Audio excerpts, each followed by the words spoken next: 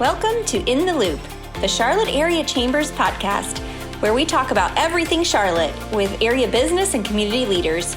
Here are your hosts, Chamber Chief Operating Officer Michael Orzak and CEO of Chase Media, Diane Chase. All right, everybody, welcome to the Charlotte Area's Chambers podcast, In the Loop. And here with my co-host, Diane Chase, we are with Robin, the secret chocolatier. Yep, that's me. And I guess we're going to talk chocolates today. I was hoping for some samples, but that's okay. They all melted in the car. Oh, yeah, right? They wouldn't make it. Oh, my goodness. Nothing lasts in the car these days, Right. including me. But welcome. Thank you so much for joining us today, Thank Robin. you for having me. We are super excited to hear about your personal and professional journey to establishing a high-end, super high-quality chocolate shop and business in Charlotte. So can you take us back to when this was just a vision in your mind and that of your husband's? Yes. The business is myself, my husband, and both my parents. We started in 2008 by selling out of the farmers markets. And my father is a pastry chef, dessert person, baker, all of those kind of things. He's done that my whole life. So in that year, his business that he was working for closed for construction, and we decided to sell out the farmers markets to get some income for them and to just have something for them to do and to generate some income. So we did that for about 3 years. We found we had people coming back to the market every weekend to buy truffles from us. We decided to do chocolate because it's something that not a lot of people in Charlotte are hand making.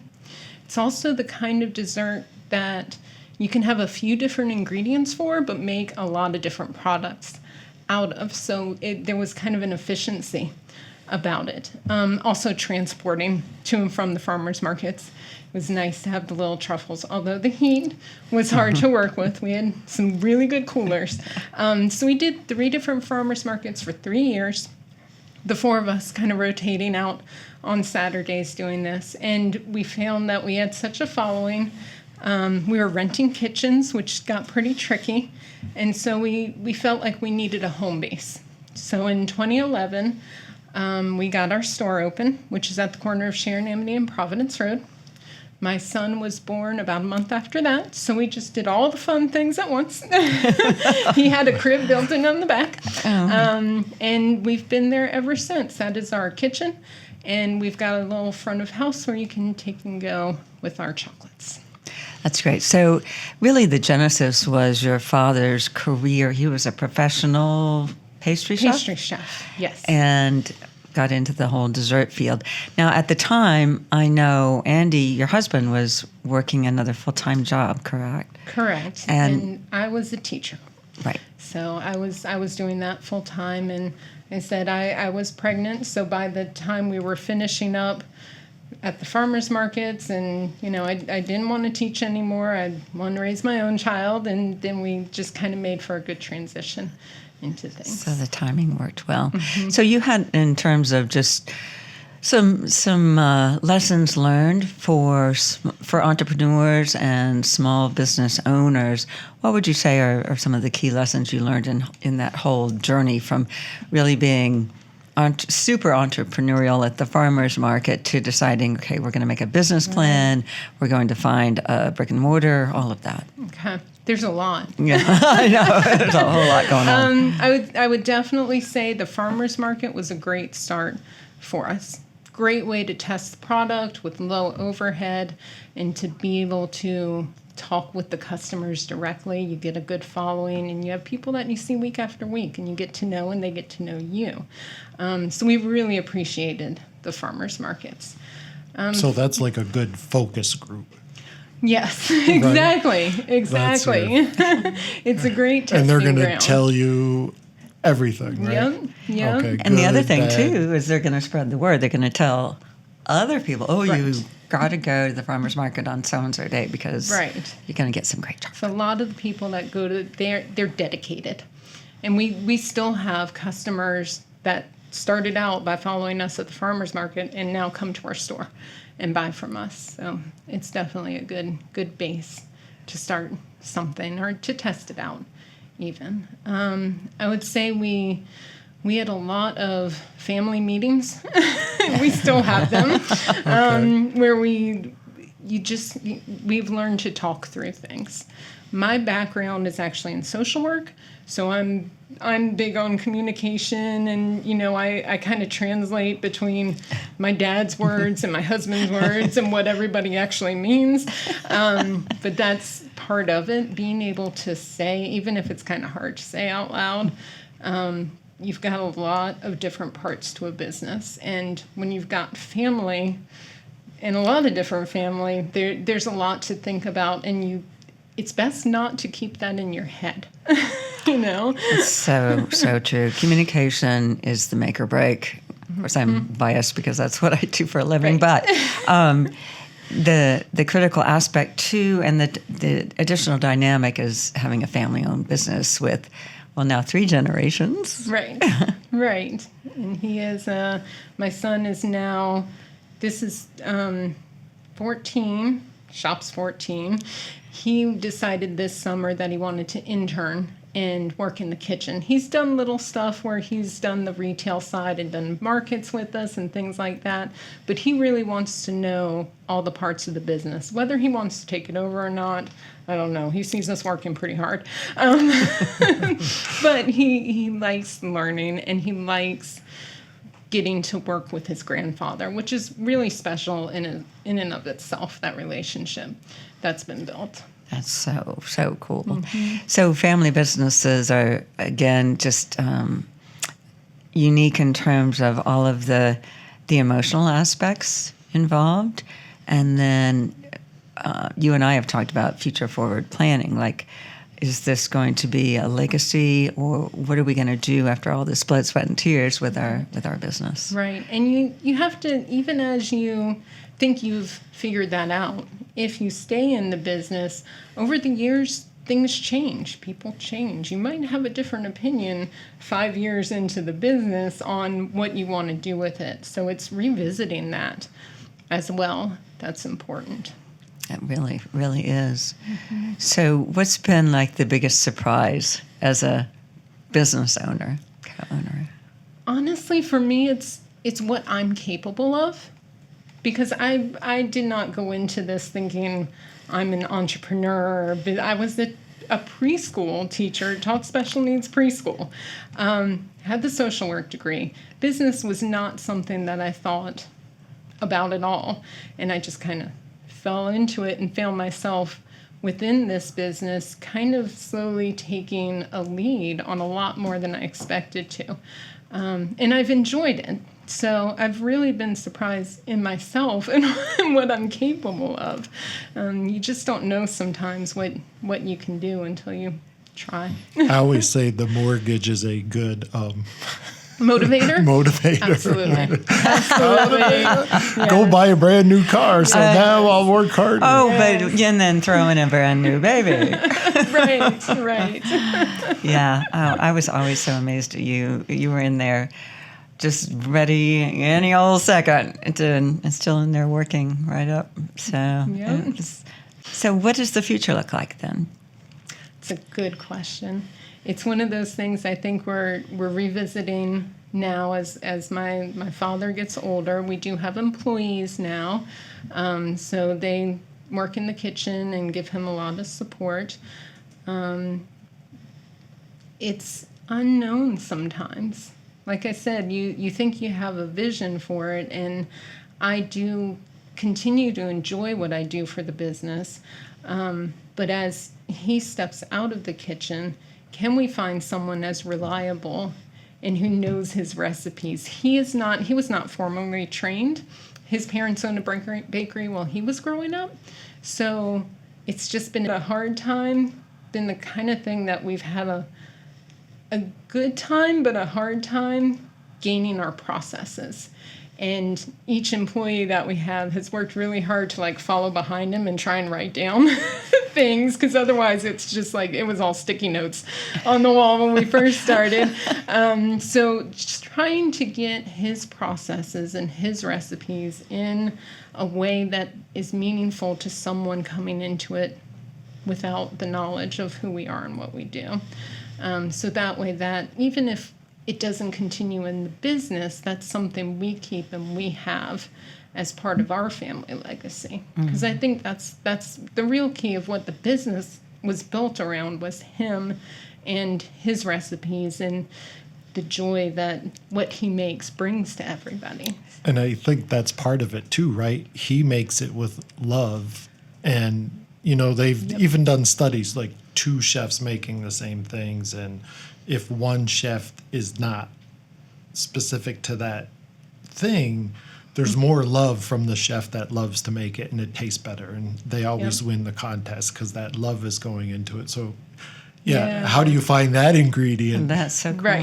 Right, absolutely. That's such a good point. Do you, back to kind of the relationships you built with customers and getting their feedback and ideas, how do you innovate, or how do you get new ideas, and how do you kind of monitor the change? Have you seen a change in tastes or demands for certain kinds of chocolates? Right. So we do get a lot of feedback from our customers. They, in general, like to say, "Oh, have you ever tried this?" or "Do you do this?" Everybody has a candy or chocolate or something, most of the time it's from their childhood or where they grow up, that they want to know if it can be made again. Chances are it's not going to taste the same to you 40 years later. But it does give new ideas to us. So we definitely like to hear the feedback. Sometimes we'll put some things out on social media where, well, what's your favorite flavor? What do you think about this? And we like to have a conversation with people. New employees, a lot of times they'll have their own ideas, which we love to let them try and play around with things and be creative as well. And then, of course, we have things that we like to eat, so we want to make Let's it come too. first. Our hard part has always been letting something go, because we have about a lot of product. Case we have 12 different toffees and barks, and we've got a lot of product. And so when we think of something new, that's a great idea, but we can't just add this to our production schedule. We're killing the kitchen. So what do we want to stop making? Mm-hmm. And we have a hard time with that because we love what we make. Yeah. So you need a bigger kitchen? We need a bigger kitchen. We need more employees, maybe. More employees, yeah. More people making. Right. And then more display cases, right. And then, Yep. I love the family story and the journey and all of the things that you have come through. Really met a lot of challenges, not to mention COVID and all of that. What did you change after COVID, or did you? So we were lucky that we had a website and online and shipping already set up. So when COVID happened, we switched to being local pickups where we did curbside service and a lot of shipping. And so we didn't have to change a whole lot for it. We just geared a little more in the shipping direction than the direct customer come in and pick something out. And a lot of it, we still have a decent shipping. A lot of times it's for the holidays and that kind of thing where we're sending gifts for people. But it's shifted back more so to being direct customers coming in, because a lot of people want to see what they're getting and want to pick each chocolate out. You can get a nice box of chocolate online that we've preset for you, but it's not the same feeling as walking in, smelling it, seeing my dad back in the kitchen making it. Absolutely, 100%. So that's been good. Yeah. I'd say the other thing we've done is open things up even more, doing classes and tours and things where people can actually come into the kitchen and make their own chocolate and do things. I think having the extreme shutdown of COVID made us think, well, how much can we open back up? We want people to interact with again. So that's been good. I think that's really smart. The classes and really having that engagement with people. Because It's a lot of fun. Sorry to interrupt. Do you guys do anything like pairings with different things? Because, Do. you know, like red my- Wine, beer. my favorite beer and cheese. peanut M&Ms go well together. Okay. Yep. So like chocolate and beer, I always heard Absolutely. goes well together. So I was wondering if you had classes like that where you do some pairings. I and go things. out and do them Okay. because we don't have seating. So it's not terribly comfortable in our kitchen. It's great for our workspace and if we want people to make things or if they just want to come tour and see what we do. But I go out and do pairings. So I'll work with wine bars or I've done a cheese pairing. I've done cider pairings, beer, wine, all of the above. You can So pair anything one with of chocolate. our Connect After 5 events could be a pairing with Sure. stuff. Yeah, absolutely. So we could have people that are having wine could have one thing, the people drinking the beer could have something else. Yeah. Oh, that's really fun. So- That's, Yeah. that's an I idea. love the way you talk. Awesome. The interesting one was the cheese and Right? chocolate. Yeah, you'd be amazed, and that's what I like people to experience something different. I mean, it's chocolate, so it's not gonna go bad, right? Right. But it's unique to cheese and chocolate. You don't normally think of that, or a lot of people when I do wine pairings expect it to be all red wines and dark chocolate. We do everything from whites and sparklings to rosés and then your reds, and we do white milk and dark chocolates. Because when you've got that variety, you can get a lot of different flavors to pair. So that's a lot of fun too. I like that one. Okay, Michael, when are we making it happen? Check my calendar. Get it on the list for sure. Awesome. Any last words of wisdom for us? So what small business owner can you tell them? They're going to start their business or they're just starting. Yeah, give them So some they're advice. thinking about a family business. Right. Yeah. I would say, look, like I said, I was not coming from a business background, and I think a lot of people come from the artist or the maker background and not the business. Look into the business side. Absolutely. Get advice from people who know how the finances should look and what different roles you have to fill. I'd say a lot of our trouble early on was, well, who's going to do sales? None of us wanted to do that. Yep, exactly. But that's one of the things I've surprised myself at being okay with that. But it's like no one said, okay, well, someone actually has to go out and sell it. So which one of the four of us? So it's just like, okay, we're here. Now what? So yeah, really Yeah. thinking about the different roles a business needs. It's the business side that I think people often don't think through. Well Yeah, enough. somebody's got to keep all the books and the accounting and, Right, and as, you can rarely afford to pay someone else to do it. as starting out, right? Right. Yeah. And it's, we start our own businesses because we're passionate about what we do and we love what we do and we really want to provide it as a gift to Yep. others and a value add to other people's personal and professional lives. And then it's like, oh yeah, that other part about, expenses and, have to pay income taxes and all on that. it. Yeah. Yes.